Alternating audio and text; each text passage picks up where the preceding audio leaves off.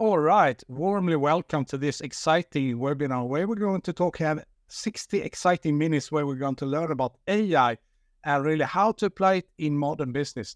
And we have really three exciting companies and three exciting speakers that we're going to see and listen to. And first one is Oles from Geniusee, then we have Victoria from uTrigg, and then we have Mary from InDevLab. So all about three different dimensions about AI. And I would like to make an announcement before we get it started and jump right into the first presentation. Well, if you are in Stockholm and happen to be at Stockholm Tech Show, then you will have a great opportunity to meet these people and these companies live. So see this as a pre-taste of what you can experience at Stockholm Tech Show. And I think with that, I would like to introduce the first speaker that we have today. That is Oles from Geniusee, an expert in data. And he's going to take us into the heart of AI and how the large language are working. So, the floor is yours, Ole. Thank you. So today we will speak about the potential of large language models. So large language models are pretty wide used today, but they are nowadays mostly used for language processing. Sometimes you can use them for image processing. For example, like OpenAI have an ability to pose. But what we should be expect from large language models as a next huge boost, as a next step? So we will talk about that in our today's webinar. So a few words about me. So I'm leading data department in Geniusee. I'm also pretty actively publishing in top-tier conference in computer vision and natural language processing. These are top conferences in computer vision and natural language processing. And the reason why I'm doing that while I'm leading the department is actually to be on the edge of technologies. And when you're publishing on this top conference where actually top companies are publishing, you actually are on the edge of technologies and you get help to integrate AI solutions in your business. So I'm in data science since 2015. Maybe I could be in data science even earlier, but there is that term even not existed before 2015. That term appeared around 2015. Earlier, it was called either machine learning, either statistics. Before that, data science was not existing and it just appeared there. And I also was a CTO of Techstar alumni company that was really well funded. If I would ask you can you tell me the first word that as AI associate you with, you would probably name me either ChatGPT, or maybe Midjourney, or maybe something similar to ChatGPT, I don't know, Gemini, Bard, or other things. And that's what currently you are associating with AI.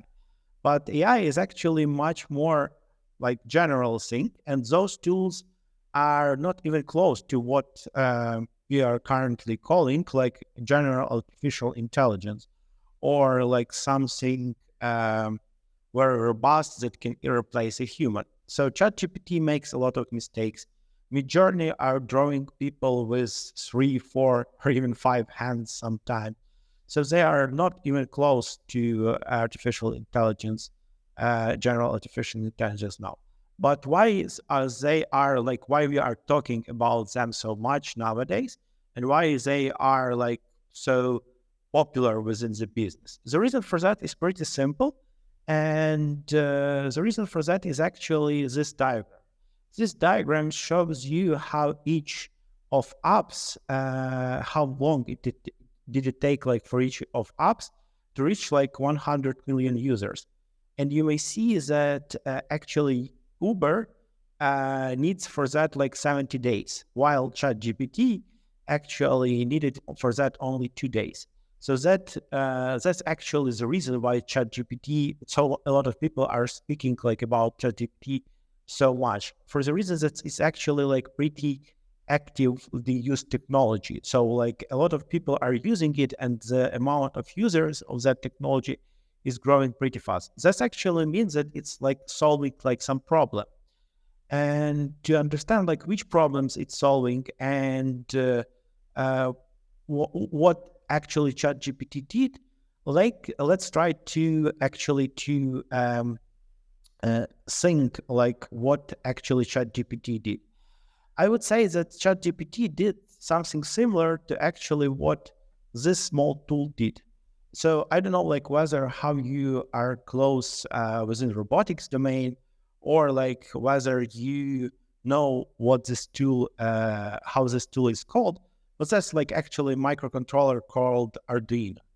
And what Arduino did in late 2015, I assume, it's actually allowed people to easily build their like solutions. Before Arduino, you actually need to be an expert in embedded technologies. So you needed to develop your custom PCBs.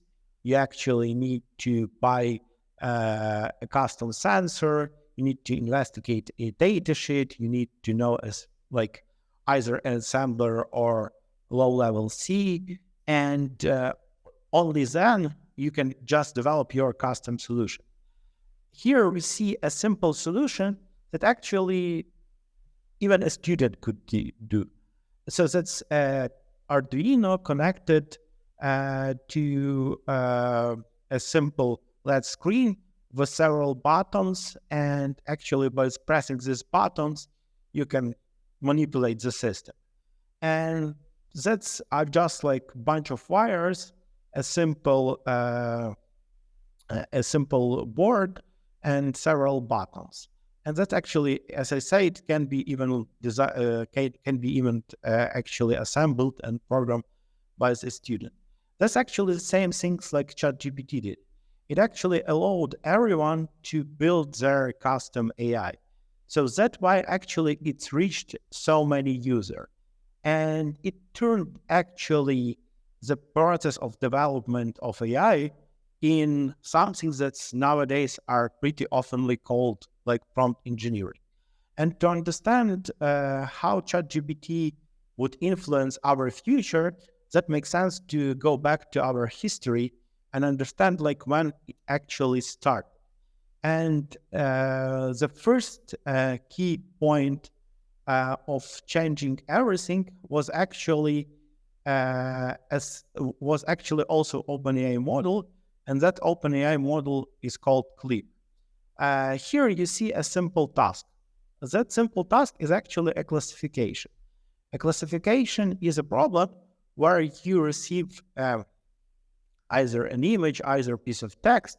In our case, it was in Clip case, it was an image, and you need to predict like what class it's actually is within. If you remember, like actually a TV series called Silicon Valley. So in TV series called Silicon Valley, they were actually were doing a classification product, a classification app that were classifying like different like products. But their POC was really dummy. It could classify like either like hot dog or not hot dog. So it was like a binary classification with two classes. And what actually happened actually in 2019, maybe a little bit late, in 2021, actually OpenAI released a model called Clip. And the idea of that model is pretty simple. The idea of that model is actually that it allows you to match an image with a specific text or find the most relevant text to the image. And what it allowed actually to do a very interesting thing. It allowed you, instead of writing your own classifier and training creating like this neural networks from scratch, it allowed you to, instead of like doing all of that, to do what now we are calling prompt engineering. and use that prompt engineering to actually create a simple classifier. So, for example, if I would like to classify, I don't know, like different objects, instead of like creating thousands of images of each specific classes and then like creating a model, what I'm doing, like actually I'm taking 5, depends on how many classes we have. I'm creating, for example, 10 prompts, a photo of, and then putting like a photo of plane, a photo of car, a photo of dog, a photo of bird. And then what I'm doing, I'm finding like the most similar text to that image. And that's actually based on clip that actually allows me to do that. As this OpenAI model, you can pretty simply do that. And by that, we receive a pretty simple classifier. That was just a start. After like actually clip become this prompt engineering solution that allows you in easy way to perform like classification of an object. And you can easily do that with several lines of code. Of if you're not like writing a code, you cannot just ask ChatGPT nowadays to write you a simple clip classifier. Actually, a new model start to rise. And one of such models was actually pretty straightforward improvement of clip. So in clip, you can just classify an object, and but it doesn't allow you to actually tell where exactly this object is located. And the next like prompt engineering tool that appeared was called grounding Dino. What is actually allowed you to do, it allowed you to write a prompt, and as output of that prompt an image, it tell you where exact the object is located. For example, on the first image, you may see that, or on this image on the bottom, you may see that actually the prompt is person and the input is some World Cup image.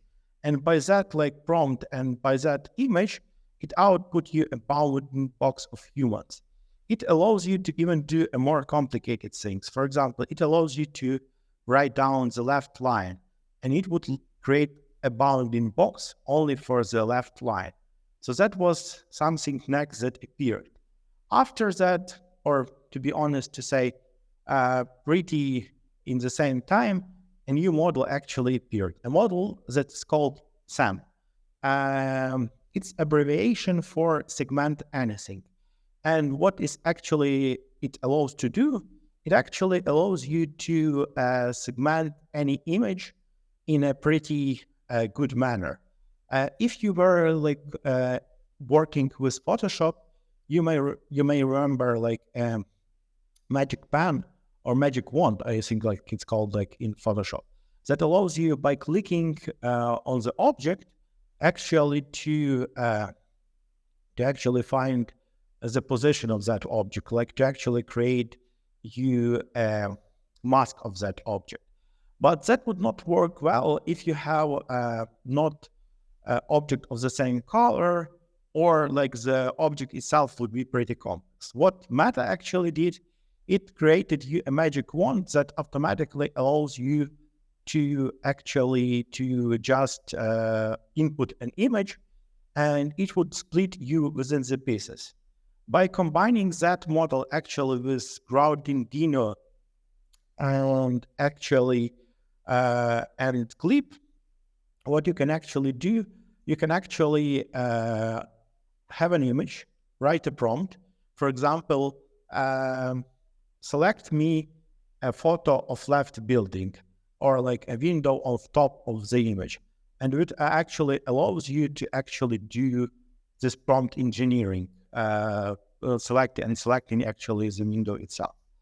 So, okay, we understood that this era of actually prompt engineering was already moving pretty fast. So, and already existed before actually ChatGPT and OpenAI.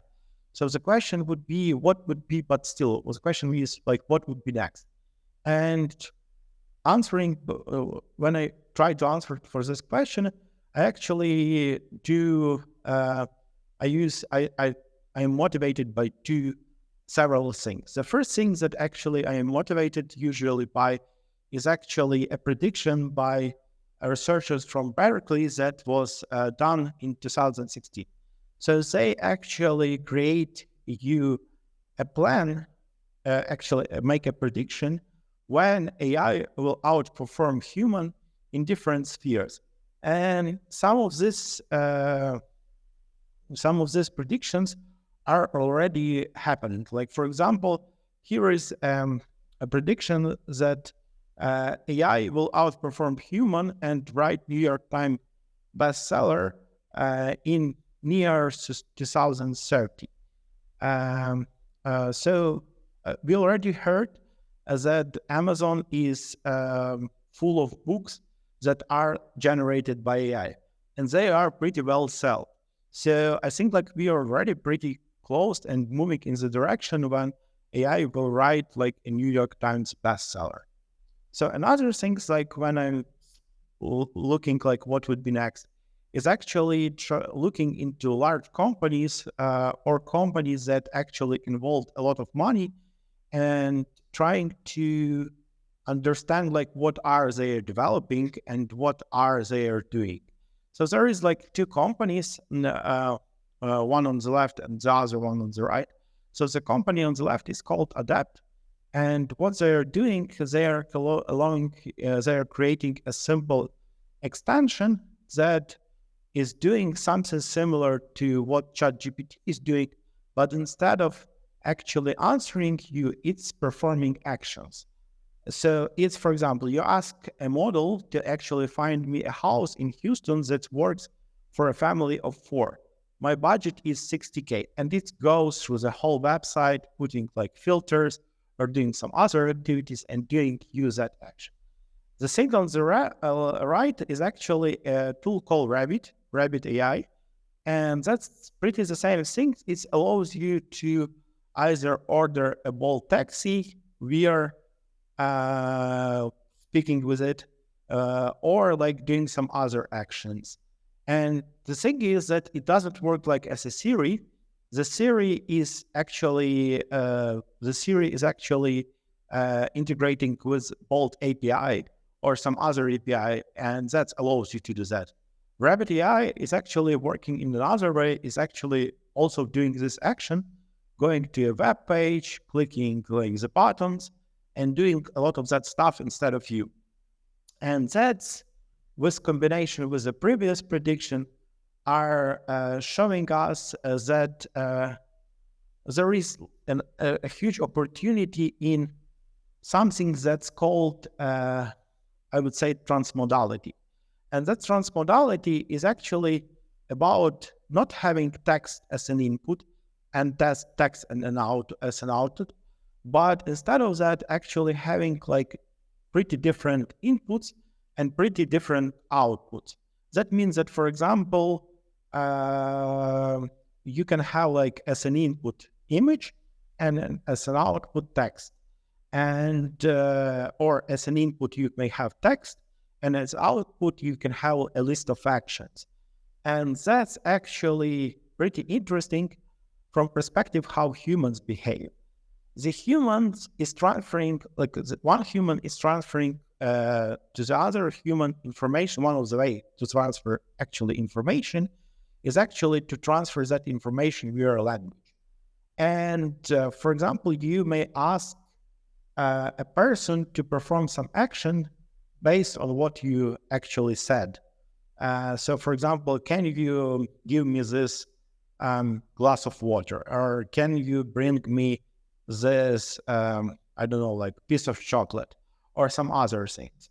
And what actually those approaches are showing, these big companies are showing that they are actually moving in that direction. They are trying to replace this last step of what would be the, that usually if you would ask ChatGPT, for example, how to find a house under some amount on a web page, it would ChatGPT would give you instruction, they are trying to replace this last step with actually a proper instruction or like other things. So they are reaching like to, they are transforming not to text, but to other modality.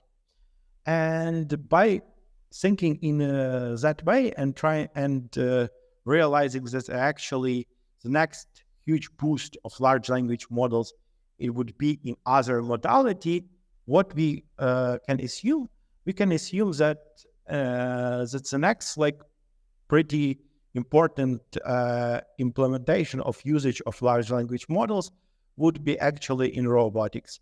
For example, you already saw a lot of robots that are performing like pretty close to a human.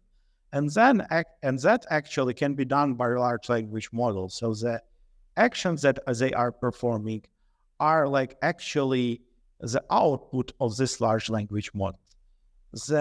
Another interesting thing. So, Oles, Mikael here, thanks very much. This is super exciting. And I think, you got me really interested in this, and I was listening so carefully, so I almost forgot about time. But we have a few other speakers here that we would like to, but we have time for one question at least.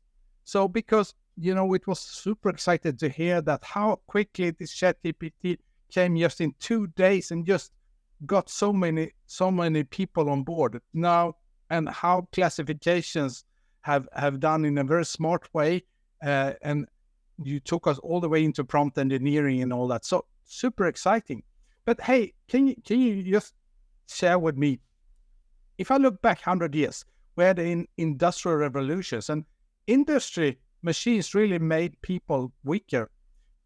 What will happen now when we see intelligent machines? Will they make people weaker as well? I was thinking about that, and actually, the Industrial Revolution actually made people weaker for the reasons that they were not doing like something, stop doing something with their hands. So instead of like machines were doing like something with their hands, instead of was doing like something instead of humans. And actually, that's true. But on the other side, the people start living longer. So, and I think the reason for that is actually because machines start producing like better medicines. They start like actually improving our life. So people start living longer, like a lot of disease actually start to be cured. And that's the same thing can actually happen with this intelligent machine. So they can actually not only actually make us stupider, but they can also actually create a lot of medicines for us. For example, as I told during the lecture, so large language models can not only transform text to text, but they also can transform like text to other modality. The same things can actually happen with molecules. So, for example, they can receive like some molecules as an input and output the corrected molecules as an output. Or for example, they can receive like, I don't know, like some instruction what need to be cured as an input, and some actually molecules that would actually be generated by large language model as an output, like what actually that would actually help to solve like this disease. It's super exciting. I think it's a good attitude to think about that, because a lot of people getting scared about AI and think, will they take over? But maybe we can just look forward to longer life thanks to AI. So really exciting. Thanks a lot, Oles. And really looking forward to hear more at Stockholm Tech Show, because I think this is a never-ending story that we're going to hear. And there's so much more to learn about AI. So once again, thank you. And now, time for next speaker on the stage, which is Victoria from uTrigg, expert in e-commerce, banking, retail. And I think what Oles talk about what we can do with AI links pretty good into what we're going to hear from you now, where you're going to break us to see how AI can help us interpret emotions. So super excited to hear about that, and warmly welcome. The floor is yours, Victoria. Thank you, Michael, so much. Hopefully that you see my presentation. Just give me some hint about that. Can you see it? Yes, your presentation is there. Okay, great. So I'm gonna start right now. Hopefully it will be slow. So a little bit about our company while it's loading. Right now you should see my first screen. Just checking the second screen, you can see as well. Yes? Yes. Okay, great. So let me start. So uTrigg is a product for marketing specialists, and related to my experience, I will give you a hint in the next slide. The mostly related to the team that I will be sharing with you, how the emotion AI, the whole big area of emotion analytics is driving one side HR area and retail, banking, everything related to when the people are triggered to buy, to interested into some things and buy. It's all about behavioral analytics that involved into that. So a little bit about my experience and how I came up related to this. I have 10 years experience in entrepreneurship in digital marketing. My background knowledge is science, so I'm chemistry biologist. Was super interesting to hear these comments of Oles, of previous speaker related to these molecules, and I was driving you into more details related to more overall picture about that, because I'm not only digital marketing specialist, I'm behavioral scientist. That's how the world changed me related to a lot of years of experience in digital marketing and the science. So I come up to that. Also, I was head of digital department in AstraZeneca. I was a founder of IT company, startup, uTrigg co-founder, and also social educational media platform Medius, which was supported by Horizon 2020.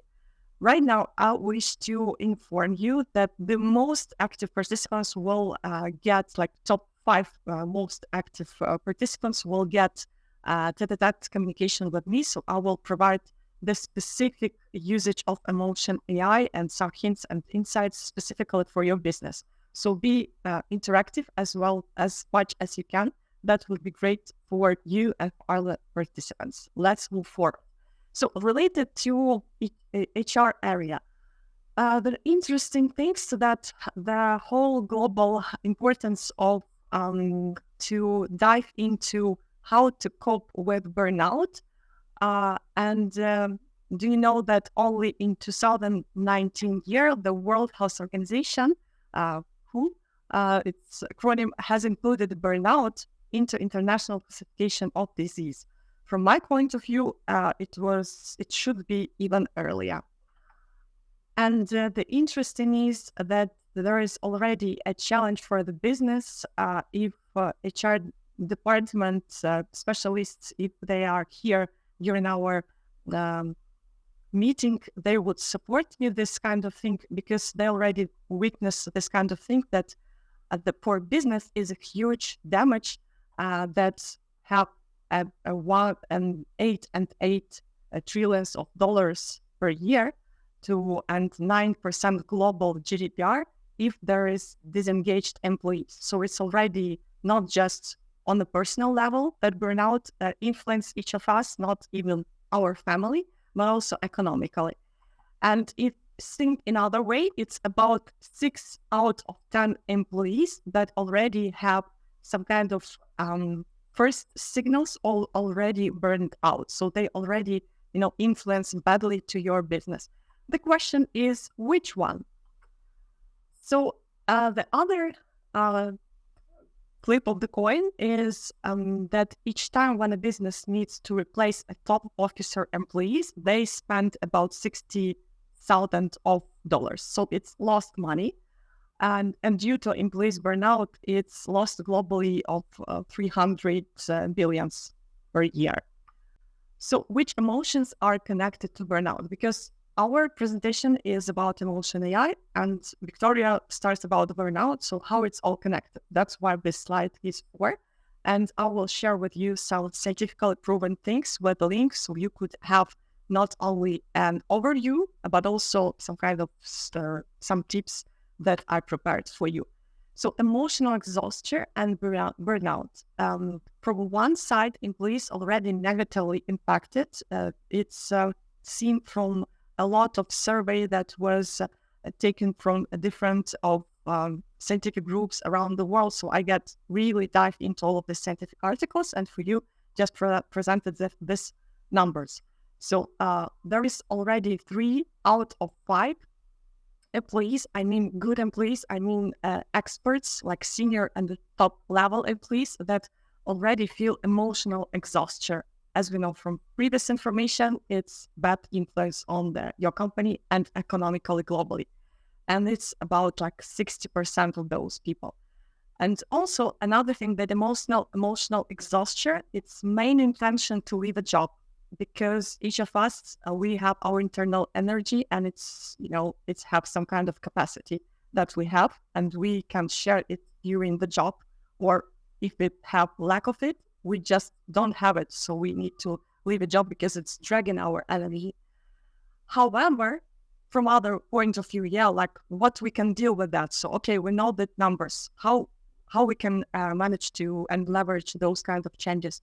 However, about 83% of employees would stay if their employer made some changes. There is a list of changes that can be applied, etc. But the changes are important to do. The next thing is stress and burnout. The biggest information in scientific articles are related to a lot of formulas, a lot of approval, why this correlation is have kind of connection.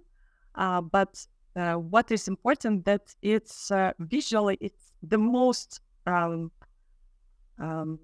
more precisely visually can be indicated like here, because the more stress, the more burnout, the more burnout, the more stress. So it's like balancing and fuel each other. So it's the most dangerous situation. But the work is all about sometimes stress, and burnout is have as a causation of it. So from other side, stress measurement is crucial for burnout prediction and monitoring. So from one side, stress is a bad thing related to human physiology and mental state. From the other side, as a scientist, as analytical person, you can get this information whether if the person has a burnout from this parameter of stress.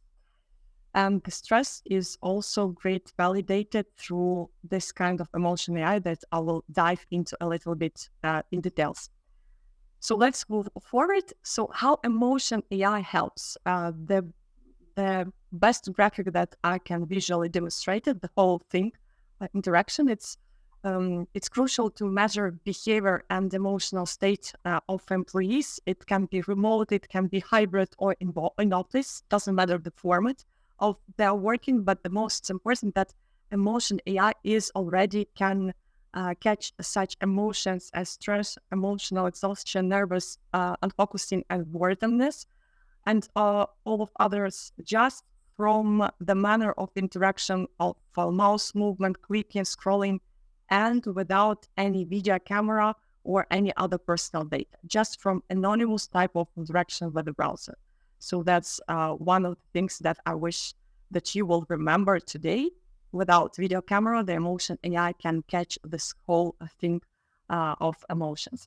And each of the emotions is information for us as analysts to understand on which stage of this whole curve of burnout the person is right now.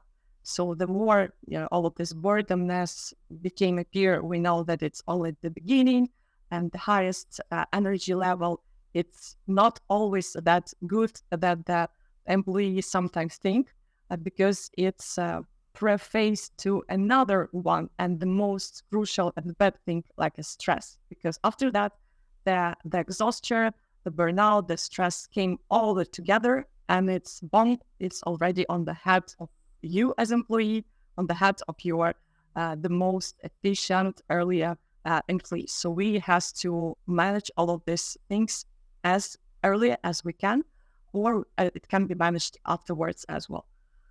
Of course, let's move forward. So a little bit about the solution that we come up after a lot of pilots with different companies. So it's several segments where we detect information about burnout. It's just from interaction during the desktop or browser extension on the even website of the company. Also, a lot of psychometric survey that is helpful afterwards for HR department to deal with. Another one, insightful HR dashboards, and most interesting is some actions that help employees to be effective. So some insights that pop up on the go. It's just illustration of emotional behavioral analytics and the sources of data that is here. So how the whole thing is moving. For instance, one of employee, they can get the survey. It's from one side, HR area, and from other side, we also work very effectively in e-commerce, banking, and retail. So in this case, it will be the survey that will be sent to the client. But the whole methodology, or for HR industry or for e-commerce, is working the same. They can get either survey to fill in. They will be just asked for a question related: how would you did you recommend our service, our product of our company to your friends, etc. So classical NPS, Net Promoter Score methodology, or either it can be some other questions. And on the way, just from the manner of their interaction, we provide information about their emotions, like whether they were unfocused, stress, worth, etc. It's related to e-commerce, related to HR, the same thing, but survey will get employees, our other target group, in order to get this kind of on the which stages of burnout each of your employees, each of your departments right now are burned out. What other wish to say? It's all scientifically proven. All the top interesting journals that indicated here. Those who are like to also dive into scientific view might know all of these logos and journals because they are well known among us analysts and scientists. Another thing of emotion AI specifically for e-commerce that I wish to share with you. It's not only to get this whole information of emotional state of the clients while they're filling the survey, but also when they're just surfing your website. And the whole magic of e-commerce and usage of emotion AI there is a possibility to provide different designs to each of different segments, emotional segments of your customers. So it's called A/B testing, specifically on the niche of emotional segments. So each of the person, they interact differently and they are targeting different things that they wish to find on your website. But the website is diligently proposing whether you wish to have other customer experience.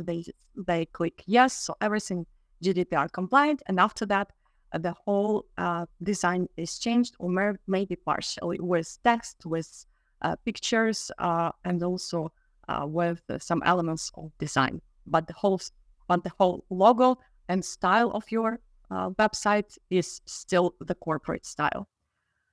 I'll move a little bit forward. Related to the whole A/B testing, it's super interesting because in this way you can trigger and make all of this A/B testing with those segment, with these people that show this kind of emotion, for instance, boring emotions, and they're the most of them, and they're just dropping the card. They are not feeling to the very end the subscription that you wish to have. They are not converting. And with uTrigg, the whole conversion raised to 30%. So 30%, 30% is raising the conversion if a comparison to without usage our emotion AI. Related to the survey, if you're interested into HR area, come back to that as well. Here is the list of super interesting and classical and very professional survey that is used for psychometric survey. So this a list of methodologies related to the questions. Emotion AI is beyond on that. So on the top is like technological technological level to the whole psychometric survey that is already there, and innovation is emotion AI on the top. Other insights in order to avoid burnout, as I shared previously, some insights that I will inform you just right now. So several numbers. 70% is people can less burnout if less time pressure for employees. So it's all about related to the stress. Of course, stress, it's an outcome that we have psychologically and mentally. If we get this kind always like you have to this deadline, you need to get it through and everything related to that. So less time pressure, the easier for employee to live. And another, if supported by their managers. So in this case, the bigger number of employees share what they would like to get from an employer. And in this way, they would be less stressful than less burnout that would feel from their side. Another thing, 60%, if employees know exactly what is expected from them. So all of this communication with line manager, with somebody that is on the top level of this specific employee that potentially has burnout, the more understanding is the better. 85%, if you can make only one change at your company.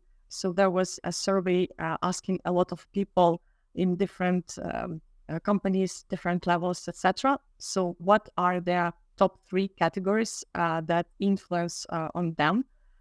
They said engaged or the culture of the company, pay and benefits, and well-being. So those 3 points will help them to stay if the company will have this kind of changes. And some indication that burnout can be possibly and very useful predicted by this kind of thing as uTrigg, and it's part of it as productive tool with emotion analytics.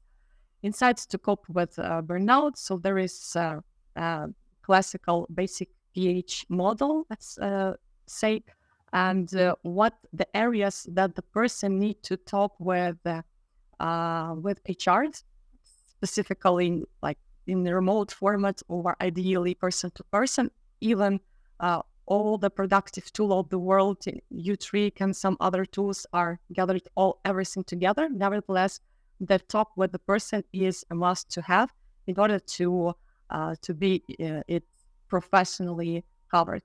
So it's needs to talk about the effect of this specific employee on the company, socialization, like how the employee talk with other employees of his level or some other levels, imagination, like whether he or she is feeling that this kind of skill that he has, or he has the top level of it and he don't know how to use it in the company. That's also can be the case. Cognition, also physical, belief and values, so other things that need to be thought through, and more analytical dashboards works to provide all of those. So Victoria, thanks a lot for bringing this up and showing us really the value of AI. And I think that linked into first that we saw the large language model, and now we see the applications and how we're going to get a longer life. Because we're going to feel a lot better. And, if you would use this AI on me, you would see how excited I was in your presentation, because I learned a lot. I am using a lot of the tools you're using, but it's very manual. So I see a huge potential there. And of course, I'm very excited to I need to ask you one question. So you talked about the emphasis on how do you see the business trend? How will business get the most out of this? Yeah, for sure. Emotion AI and like uTrigg mission is all about to get empathy to the company, so their employees and their customers will feel it, this kind of empathy from the company.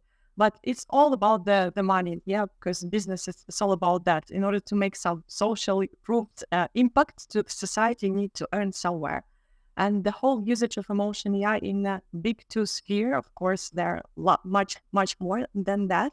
But I'm just sharing my experience. It's e-commerce, the first one, where the customer just can come to your website and they just can wish to watch some information, and out of sudden the website is changing, and for them it's wow, because their emotions are changing, and in this way they are influenced to buy more. So this kind of thing that is for the buyer is good, because they are hurt, they are feeling the empathy from your brand. Some people can't even go out physically, just out of their door, so they are witnessing the whole activity of your company just online. So that's a great and empathy thing from your company, but also make a deal with the customer. They can buy more from personalized attitude. And that's a question of numbers is related to like about 85% that is ready to do this. But in our specific this kind of outcomes that we provide and that we see, it's about the rate of conversion of 30%. So it's already now that as that's a great use case. Yeah, thanks for enlightening us about that. Now I'm sure we're gonna see a lot of more of this, and how much that can help the e-commerce companies. So great, thanks a lot, Victoria. Now we have the next speaker lined up, and that is Mary from InDevLab. And she's going to bring us into something really exciting about how we can use AI and risk management, and really a practical guide about how to avoid illegal complexity. Because I think we talk a lot about AI, but it's also not easy. So please, Mary, help us here. Nice to meet you, Mikael. I'm very happy to speak here in our first Innovate webinar according to Stockholm Tech Show. So, according to our general topic about AI, about business performance, and about the general potential of this technology, I want to add something maybe set, but maybe realistic news about what we are waiting for AI and what we are receiving for AI, and how we need to work with this technology, and how to implement AI with high-level performance according to business rules, according to policies, according to regulations. So, yes, AI is super powerful technologies. It's a super tool for people's work automatization. It's a very nice tool for deep analytics and very high-level research. It's amazing tool for prognostic models, and also amazing tool to automatize triggers and action, and to make automatization according to business transformation and digitalization much more easy. It's amazing solution for massive data computing, and also it's amazing tool to minimize human factors in business processes. But what we have also, according to research like the General Institute of Cyber Defense and also General AI Analytics Institute, we have prognosed like AI will help us to create new technologies, and we will have increase up to 50% to patents and new technologies and new products. But really, we have a trouble like this. Every second patent is created with generative AI, and nobody knows who is the final author, who is the intellectual property rights owner for all these technologies and all these products. Also, Defense Institute provides for us information that more than 150 deep fakes videos and information was each month in 2021. And now Facebook blocked more than 1 million accounts, videos, deep fakes in each month. So also, General Economic Forum provides analytics that there is troubles with cyber defense and cyber ethics will be down to $10 trillion. But currently, we have seen that all these troubles in cybersecurity, information security, also increase for each month in 100%. And also, the general potential of this technology is that for each month we waited like 1.4% for general productivity growth in whole market, and we also faced with 75 million jobs that will be displaced. So yes, AI, it's very powerful technology. Yes, it's very high level instrument for general business transformation, but also it's very hard to manage this solution, manage this tool, and also to implement it according to human rights, law policies, and law regulations. So main concerns currently we could face, it's data privacy, data labeling, intellectual properties, especially open source, because the biggest part of AI and LLM models are based as open source models, and it's a very nice question, who is the owner for final results. Also, datasets regulation authorities, and also quality of datasets that we have right now. You could face different use cases like generating not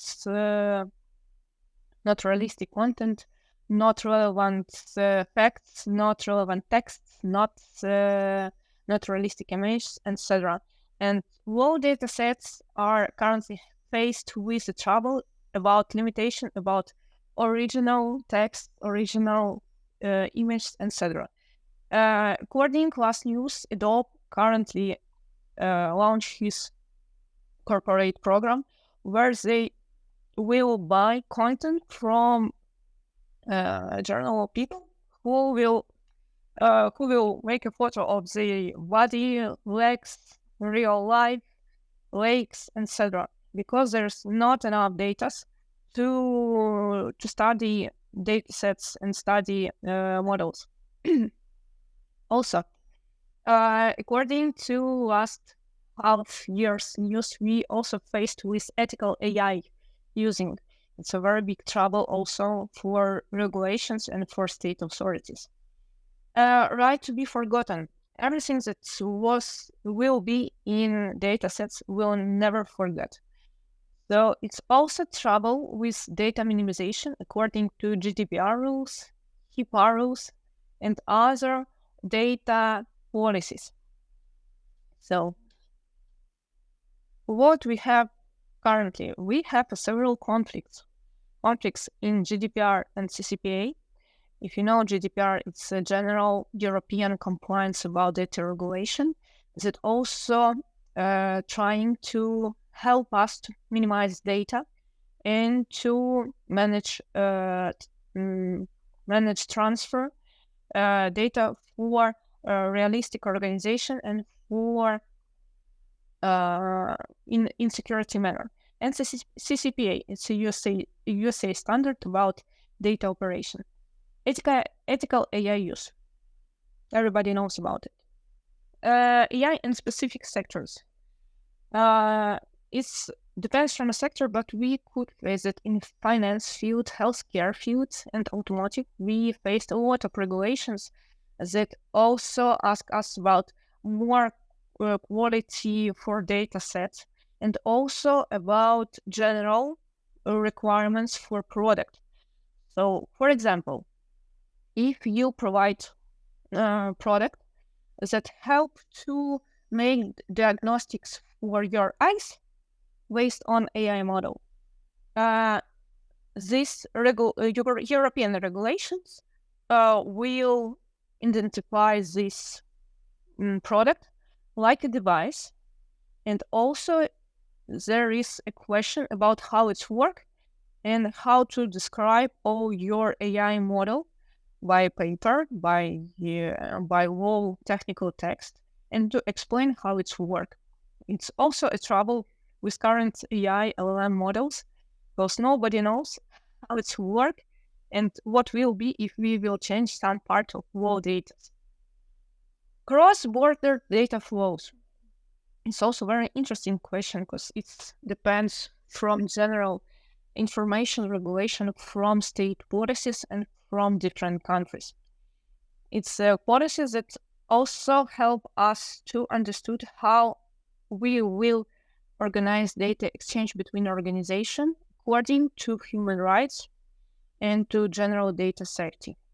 And of course, employment and labor laws.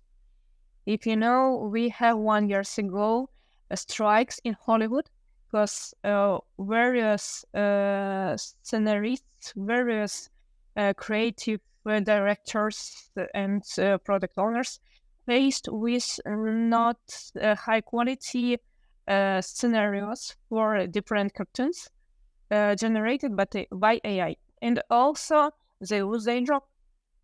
So also we have different questions to regulate our current laws according to labor and to our employers. Here is the general policies that we need to know when we build AI products. It's also BCMS policies according to corporate rules. It's also European banking authorities. It's also HIPAA, BCP, DLP, and other rules that we need to meet in our software products. About technical and market trends, of course, we have different policies, different regulations, different players, different game changers, startups.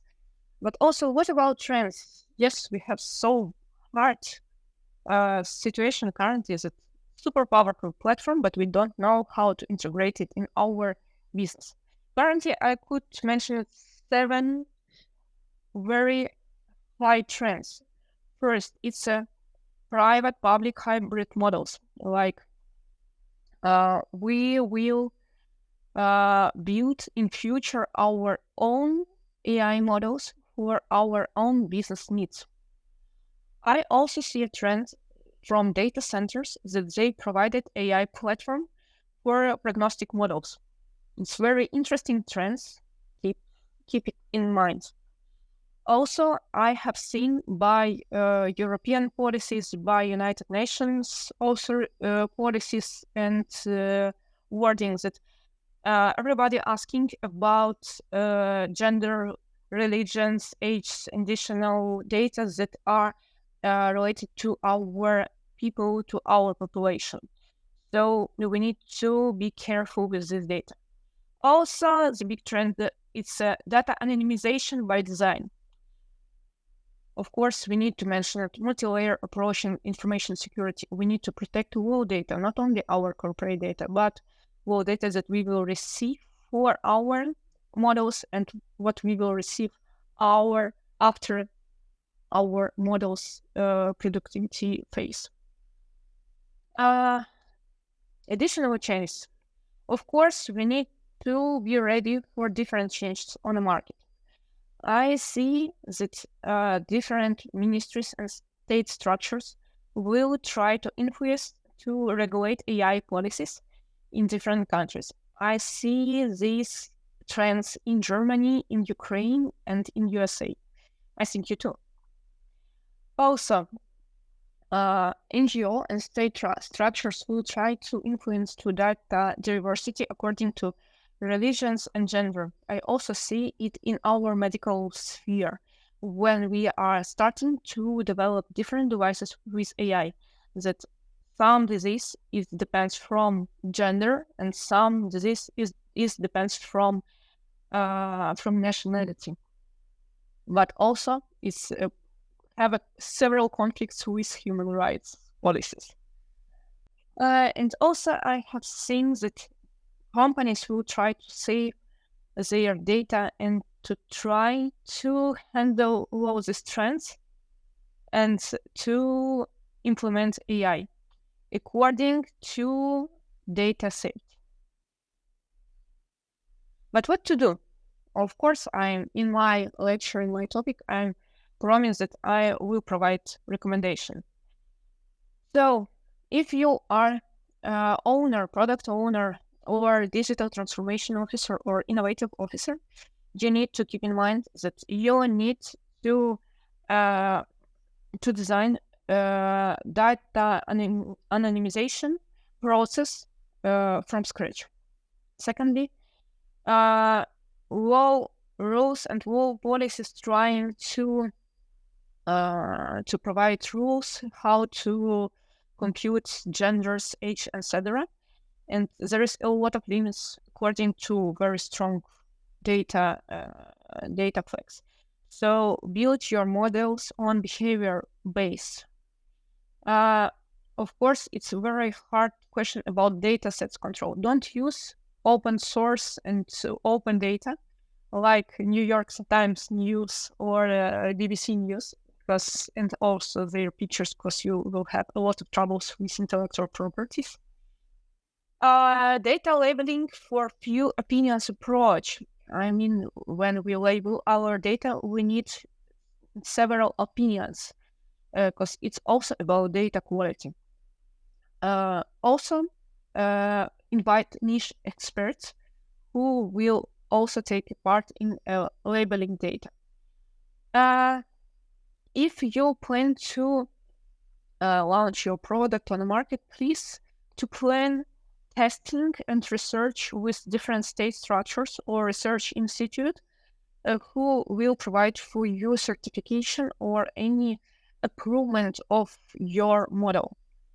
And of course, for all companies who will start to handle AI trends, please implement DLP and BCP policies. Find your intellectual properties models, because AI is a very, very tiny question about rules and about authorities, etc. Please be careful in this question, and also be ready for open source part. If you are open for open source components implementation in your product, please be ready also to share something like an open source. It will be helpful for you to find a right scheme, right algorithm about intellectual properties model. So, general, my recommendation for organization and for startups. Of course, AI, it's a very big bubble, very big boom, but every regulator asking about algorithms. So if you are ready to describe your know-how, of course you could do it. But maybe it makes sense to receive your tasks, to decide your tasks with cascade of algorithms. Also, be ready to change your data model from strong data flags to behavioral models. It's like a risk planning. Protect your workspaces from public AI data models. Because in public AI data models like ChatGPT, we also spend our knowledge and our know-how, and they are using it for further studying ChatGPT and other models. So be careful if you are focusing about corporate information safety. That's all. So if you have a request how to implement AI solution and how to build AI product, please send for my email AI consultation, and we will plan our 30 minutes meeting, and we will find the best approach how to transform your product and business with AI tool. Is it all? Thank you, Mary. Thank you. Very exciting. And thanks for taking us into a journey about how to implement AI, because we can already see that how powerful the AI is. But how to get that? That's a question that many are asking themselves. It's not so easy. And I think you have shown us there's a lot of considerations. We saw that fake news is something that bothers most. Questions about how and who's going to own the data is another one, and there's so many things to think about. But I have a question for you. So, what's the most important trends that you see regarding implementations that both startups and smaller and larger organizations are preparing for now? The biggest trends that I have seen right now, it's a different type of delivery, different type of owning AI model. It's like trends in the 2010s when we faced with cloud technology. And so when cloud technologies was launched by Microsoft Azure, we received only public clouds. And it was very hard for organization and for data safety and for information protection. And by request, Microsoft and other players like Amazon AWS and different data centers, Google Clouds, transform their businesses in different types of clouds and data sets, like public, private, and hybrid architecture type. And also, I see that AI will face the same structure. Like we will receive models like public models like ChatGPT, hybrid models. It will be a mix of public and private models. Will provide for us new results that are available on public store and in our corporate data labeling, and also our private data sets and private models that will face and decide only our tiny questions with AI. There is the main trend that we will face in next 2-3 years, maybe in next 1-2 years. And we need to be ready. We need to be ready also in technical part and in the policy part. So we need also to prepare our corporate policies and our cloud resources and technical stuff for this change. Yeah, thank you. No, I think you're right, and I think we sometimes limit ourselves to just think that AI is just one bubble, but actually it's going to be many different bubbles, and it's going to be a totally different new ball game. Thank you. So I would like to stress now that there's going to be an opportunity if you're in Stockholm to meet these great companies and these people live to talk more about AI and really about how to get AI in practice.